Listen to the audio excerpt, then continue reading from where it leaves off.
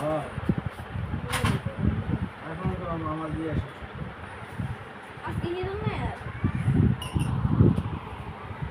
এটা আছে ওদিকে এইটা এইটা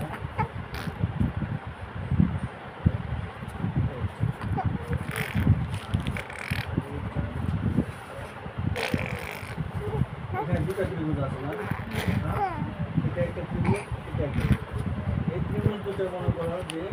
দেখতে একই কিন্তু আকারে তাদের আকৃতিটা একই আকারে